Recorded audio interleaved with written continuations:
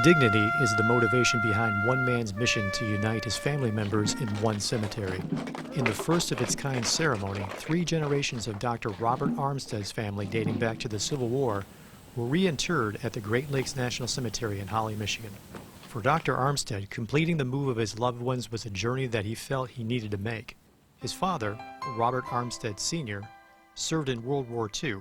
His great-uncle, Earl Armstead, served in World War I, and his great-great-grandfather, Peter Armstead, served in the Civil War.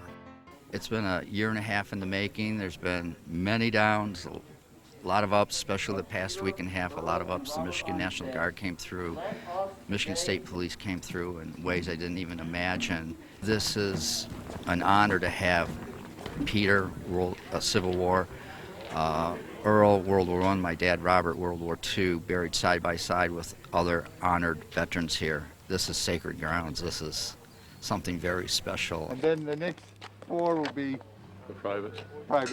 Being part of the ceremony for the first Civil War veteran interred at Great Lakes National Cemetery was a duty volunteer Ed Dowd could not pass up. Dowd was part of a mixed honor guard assembly that reflected the different eras of service of the Armstead veterans.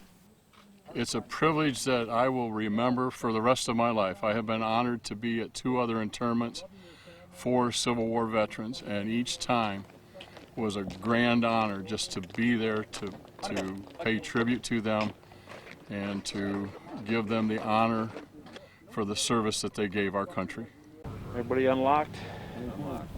Cool. Or clicks all the way down. Although the event was unique in honoring 3 generations of servicemen, the ceremony was no different than any of the hundreds that volunteer Fred Kelly has been part of during his 8 years on a firing team at the Great Lakes National Cemetery. We represent multiple services out here at Great Lakes National Cemetery each month, and volunteer days each month too, where we do the full day, and sometimes twice that month we do a full day. So it's an honor. We feel that every veteran deserves to have a rifle team, flag, and taps. The Armstead's family legacy of military service began in the Civil War. Peter Armstead was held in Mississippi in a Confederate prisoner of war camp. And they were starving, him and the other Civil War soldiers there, and they survived on water and eating tobacco.